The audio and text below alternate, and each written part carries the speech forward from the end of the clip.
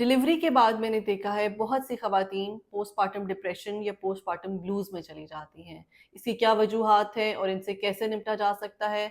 आज की वीडियो में आप जानेंगे चिले के दौरान होने वाले बहुत से चैलेंजेस जो कि न्यू मॉम्स को फेस करने पड़ते हैं और हम उनसे कैसे निपट सकते हैं। मैं हूँ डॉक्टर सादिया मुमताज़ और आप देख रहे हैं गायनी टॉक्स। चिल्ला वो पीरियड है जिसको हम 6 से 8 हफ्ते पे डेटोनेट करते हैं और ये वो पीरियड है जिसको हम हीलिंग फेज़ भी कहते हैं। इस पीरियड में एक हामला खातून ज़चगी के बाद अपने प्री प्रेगनेंसी जो स्टेट है उसमें जाती है, उसके ऑर्गन्स जो हैं वो श्रिंक होते हैं, वो वापस उसकी जो हार्मोनल इंस्टेबिलिटी होती है, हार्मोन्स आहिस्ता-आहिस्ता वापस अपनी जगह पर जाते हैं। और इस पीरियड में भी उसके साथ जो हार्मोनल गेम है वो अपने पीक पे रहती है बिकॉज़ एक जो हार्मोन्स का प्लेटो चल रहा था उसके बाद वापस उन्होंने अपनी रूटीन पे चलना है, तो इसमें भी मदर को बहुत सारे चैलेंजेस फेस करने पड़ते हैं। उसके अलावा एक बच्चे की एडिशन होती है जो कि ज़ाहिर है एक इमोशनल बॉन्डिंग उसकी जो है वो एक नई बच्चे से बन रही होती है, प्रीवियस फैमिली के साथ जो है वो उसका जो एक इंटरैक्शन होता है, उसमेमें कुछ चेंजेस आते हैं, जिसकी वजह से बहुत से ऐसे चैलेंजेस हैं जो कि एक नई माँ को फेस करने पड़ते हैं। स्टार्ट करते हैं हम नंबर 1 से, उसमें सबसे इम्पोर्टेंट एक है कि जो छातियाँ हैं उनमें अकड़ाव आ जाता है। वो किस तरह से होता है कि बच्चे को जब फीड कराते हैं, स्पेशली ये न्यू मॉम्स के लिए मैं बताऊँगी कि जब आप बच्चे को फीड कराते हैं, उसके बाद दोबारा जब मिल्क सप्लाई होती है, तो उसको कई दफ़ा एम्प्टी नहीं किया जाता, वही मिल्क जो है ब्रेस्ट में स्टैग्नेंट हो जाता है और उससे कई दफ़ा पेन होती है, फ़ीवर हो जाता है और यहाँ तक कि कई दफ़ा उसमें इन्फेक्शन हो जाती है। तो इसमें ये होता है कि जब आपको लगे कि आपके जो ब्रेस्ट हैं वो एंगॉर्ज हो रहे हैं, तो या तो बच्चे को दोबारा फीड करा लें और अगर बच्चा फीड नहीं कर रहा तो ब्रेस्ट पंप्स मिलते हैं। उन ब्रेस्ट पंप्स के थ्रू आप जो है वो उस मिल्क को एक्सट्रैक्ट कर सकते हैं ताकि आपकी जो ब्रेस्ट है वो लाइट हो जाए। अगर वो मिल्क स्टे करेगा तो वो इन्फेक्शन करेगा। ब्रेस्ट पंप से अगर आप उसको निकाल देंगे तो ब्रेस्ट लाइट होंगे, लेकिन अगर आपको ये लगता है कि एक्सट्रैक्शन के बावजूद भी कोई एक ऐसा एरिया है जहाँ पे आपको हार्डनेस फील हो रही है, कोई लम्प फील हो रहा है, तो डेफिनेटली फिर आपको डॉक्टर के पास जाना चाहिए। उसमें या तो इन्फेक्शन हो चुकी होती है, उसमें आपको पेन किलर्स दिए जाते हैं, उसमें आपको एंटीबायोटिक दी जाती है और उसका घरेलू टोटका आप इस तरह से कर सकती हैं कि आप जो छोटे टॉवल्स होते हैं उसको आप नीम गर्म पानी में रखें और आप उसके बाद उसको अपनी ब्रेस्ट पर रखें, तो वो थोड़ी-सी डक्ट्स जो हैं वो लाइट हो जाती हैं, थोड़ी-सी खुल जाती हैं, डायलेट हो जाती हैं, तो काफ़ी हद तक आपको रिलीफ मिल सकता है। सेकंड एक प्रॉब्लम है वो है क्रैक्ड निपल्स और क्रैक्ड निपल्स क्यों होते हैं? दिस इज़ बिकॉज़ ऑफ के जो टेक्नीक है, ब्रेस्ट फीडिंग टेक्नीक है, वो प्रॉपर्ली फॉलो नहीं की जाती। बहुत सी ख़वातीन को मैंने देखा है कि जब वो बेबी को फ़ीड कराती हैं, तो वो सिर्फ़ निपल से फ़ीड कराती हैं। अगर बेबी के गम्स यानी कि मसूड़े जो हैं आपकी निपल्स पे प्रेस करेंगे, तो आपकी निपल्स क्रैक हो जाएँगी। निपल्स पे प्रेस करने से जो मिल्क है उसका फ्लो रुक जाता है, बल्कि आपने बेबी के गम्स में जो निपल के अराउंड एक राउंड एरिया जिसको हम एरियोला कहते हैं, ब्राउन एरिया, बेबी को उस पे प्रेशर डालना है। जब वो एरियोला को प्रेस करता है तो मिल्क फ्लो जो है वो इंक्रीज़ होता है। निपल पे जो प्रेस करने से जो डक्ट्स हैं वो बंद हो जाती हैं, तो एक तो उसको मिल्क नहीं आता, फिर वो बहुत ज़ोर से फ़ीड ऑन जब करता है तो निपल जो है वो क्रैक हो जाती है। सो अगर आप ट्रूली उसको करेक्ट टेक्नीक फ़ॉलो करेंगी तो आपकी निपल्स कभी भी क्रैक नहीं होंगी। अगर क्रैक हो चुकी हैं या हो जाती हैं तो उसके लिए आपको क्या करना है, आप सिंपल सा कोई एमोलिएंट ले सकती हैं जो उसको आप लगाएँ और कई दफ़ा आप ब्रेस्ट मिल्क को ही ऊपर लगा के उसे एयर ड्राई होने दें तो उससे ठीक हो जाता है। लेकिन कई दफ़ा उन क्रैक्स में इन्फेक्शन हो जाती है तो आपको फिर antibiotic ointments easily over the counter available होती हैं। आप फार्मेसी पे किसी को भेज के मँगवा सकते हैं कि क्रैक निपल्स के लिए ऑइंटमेंट दे दें। वो आपको दे देंगे, आपने वो ऑइंटमेंट लगानी है लेकिन मेक श्योर कि जब आप बच्चे को फीड कराएँ तो आपने नीम गरम टॉवल से या कपड़े से या वॉश करके अपने निपल को फिर बच्चे के मुँह में अपना उसका निपल देना है ताकि वो एंटीबायोटिक बच्चे के मुँह में ना जाए। रिलेटेड टू ब्रेस्ट फीडिंग ही एक और मैं आपको बताना चाहती हूँ कि आजकल बहुत ईज़िली मार्केट में अवेलेबल हैं ब्रेस्ट फीडिंग कुशन्स। आप हर वो खातून जो कि अभी इस वक़्त प्रेग्नेंट है और अभी तक उसकी डिलीवरी नहीं हुई या जो डिलीवर हो चुकी हैं और ये वीडियो देख रही हैं, प्लीज़ आप इस चीज़ को अंडरस्टैंड करें कि आपके लिए ब्रेस्ट फीडिंग कुशन बहुत ज़रूरी है। क्योंकि साल बाद 6 महीने बाद जो आपने कमर दर्द का ज़िम्मेदार उस टीके को ठहराना है जो कि आपकी कमर में लगा था, अगर आपको आपका सी सेक्शन हुआ है या अगर आपने एपिड्यूरल लिया है। तो बेसिकली वो इसका कल्प्रिट नहीं है, इसका कल्प्रिट वो पोज़ीशन है जिस पोज़ीशन की वजह से साथ आप बच्चे को फ़ीड कराती हैं।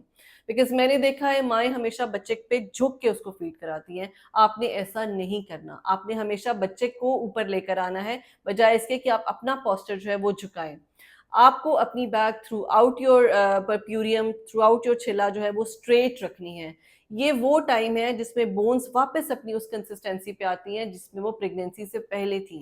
जैसा कि मैं अपनी पहली वीडियोस में आपको बताती रही हूँ कि प्रेगनेंसी के दौरान हड्डियाँ नरम हो जाती हैं, तो ये वो पीरियड है जिसमें वो वापस अपनी उस पे कंसिस्टेंसी पे आ रही हैं, तो इसमें जो नर्व्स जहाँ होती हैं वो वहाँ दब जाती हैं, जिसकी वजह से आपको फिर कमर दर्द का मसला शुरू हो जाता है और कल्प्रिट हम ठहराते हैं उस टीके को जो कि आपकी कमर में लगा था।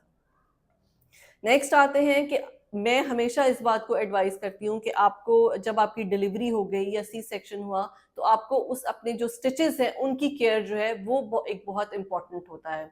जो अगर तो आपकी नॉर्मल डिलीवरी हुई है तो उसकी स्टिच केयर के लिए आपको मार्केट में बहुत इजीली अवेलेबल रिंग कुशन्स मिलते हैं, बिकॉज शुरू के 7-8 दिन वो बहुत पेन करता है। तो अगर आप रिंग कुशन यूज़ करेंगी तो उसमें जो स्टिचेस वाला एरिया है वो एक वैक्यूम एरिया में होता है, उसमें आपको कोई जगह प्रेस नहीं होती, तो आपको उसमें कम से कम पेन होती है। और इसी तरह अगर आपका सी सेक्शन हुआ है तो आप मैटरनिटी बेल्ट यूज़ कर लें, ताकि आपके जो पेट का वज़न है वो आपके स्टिचेस पे ना आए और उससे आपके स्टिचेस जो हैं वो खराब नहीं होंगे। जब आपको डिस्चार्ज किया जाता है तो आपको पेन किलर्स और एंटीबायोटिक्स दे के भेजा जाता है। तो I really request all of my patients कि प्लीज़ आप वो एडवाइस ज़रूर फॉलो किया करें। कोई दवाई ऐसी गरम नहीं आपको आपकी डॉक्टर देगी कि जिससे आपके बच्चे को कोई नुकसान होगा या आपको कोई नुकसान होगा। वो दवाई लेने से आपके बच्चे को कोई लूज़ मोशंस या यरकान या ऐसी कोई चीज़ आपके बच्चे को नहीं होगी, because your doctor is the best person to know कि कौन सी दवाई आपके और आपके बच्चे के लिए ठीक है और कौन सी खतरनाक है। तो ऑब्वियसली हम आपको खतरनाक दवाइयाँ नहीं देंगे, जो दवाई हम आपको देंगे वो आपकी बेहतरी के लिए है। क्योंकि अगर आपके स्टिचेस खराब हो गए तो वो फिर आपके लिए एक बहुत एडिशनल चैलेंज है जो कि आपको फिर फेस करना है। इसके अलावा डाइट जो है शुरू के 2-3 दिन मैं एडवाइस करती हूँ कि आप अपनी डाइट जो है उसको नरम रखें। उसके बाद आप अपनी डाइट को हेल्दी कीजिए जिसमें आप फाइबर ज़्यादा से ज़्यादा लें, कॉन्स्टिपेशन अवॉइड करें। आप मीट खा सकती हैं, चिकन खा सकती हैं, पोल्ट्री खा सकती हैं, योगर्ट खा सकती हैं, अंडे खा सकती हैं, हर तरह की सब्ज़ी और हर तरह का फल आप खा सकती हैं। अपना वाटर इनटेक बहुत अच्छा करें, बिकॉज़ मैंने ये देखा है कि घर की बहुत सी जो बुज़ुर्ग ख़वातीन होती हैं वो जो ज़चगी के बाद जो है वो खातून को डिलीवरी के बाद पानी नहीं पीने देती, तो कि पेट बढ़ जाएगा, तो ये एक बहुत बड़ी मिथ है। अगर आपको लगता है कि इससे से पेट बढ़ता है तो प्लीज़ आप उसमें सौंफ, ज़ीरा, अजवाइन डाल के बॉयल करके ले सकते हैं, लेकिन पानी आपको कम से कम 8 से 10 ग्लास पीना है। इससे एक तो आपकी कॉन्स्टिपेशन अवॉइड होगी और दूसरा आपके जो वो केमिकल्स जो आपकी बॉडी में कॉन्सन्ट्रेट हो चुके थे ड्यूरिंग प्रेगनेंसी वो निकल जाएँगे। शावर आपने अब आजकल सर्दियाँ हैं तो ठीक है आप 1 दिन छोड़ के ले सकते हैं, वरना बाकी जो हमारा दूसरा मौसम ह्यूमिड मौसम है या समर्स है तो मैं उसमें एडवाइस करती हूँ कि प्लीज़ आप डेली शावर लें। छिले में ऐसा ये कोई कॉन्सेप्ट नहीं है, पुराने ज़माने में पूरे-पूरे छिले जो है वो औरत को नहाने नहीं दिया जाता था कि नहीं छिले में नहाने से ये हो जाता है, वो हो जाता है, खैर वो बहुत लंबी मिथ्स हैं, लेकिन ऐसा कुछ भी नहीं है। आप डेली शावर ले सकती हैं, सर्दियों में ठीक है आप 1 दिन छोड़ के ले सकती हैं, डेली लेंगी तो बहुत अच्छा है। आपके ज़ख्म जल्दी ठीक होंगे, आप में फ्रेशनेस जल्दी वापस आएगी और आपकी बहुत सारे हेल्थ इश्यूज़ जो हैं वो इससे क्लियर आउट हो जाएँगे। अब आते हैं उस पॉइंट पे जो मैंने सबसे पहले डिस्कस किया था कि डिलीवरी के बाद मैंने देखा है कि कुछ ख़वातीन में क्राइंग टेंडेंसी आ जाती है। उनकी बच्चे से डिटैचमेंट शुरू हो जाती है। उसकी बहुत सी वजूहात हैं, कुछ तो डोमेस्टिक होती हैं, ऑलरेडी शायद उनकी फैमिली में कोई ऐसे प्रॉब्लम्स चल रहे होते हैं। पिछली फैमिली के साथ डिटैचमेंट फ़ील होती है, पिछले बच्चे हैं वो आके ज़िद कर रहे होते हैं कि आप हमें टाइम नहीं दे रही, शायद हस्बैंड को उस तरह से टाइम नहीं मिल रहा होता, तो पेशेंट खुद डिप्रेशन में चली जाती है। इसमें रोल आता है उसकी फैमिली का। अगर आपके हाँ बच्चा पैदा हुआ है और उस खातून में ये प्रॉब्लम्स आ रहे हैं, उसमें वीपिंग टेंडेंसी हो रही है, उसका दिल नहीं लग रहा, वो खाना नहीं खा रही, तो प्लीज़ उसके साथ बैठें, उसके साथ डिस्कशन करें, उसके प्रॉब्लम्स को सॉल्व करने की कोशिश करें।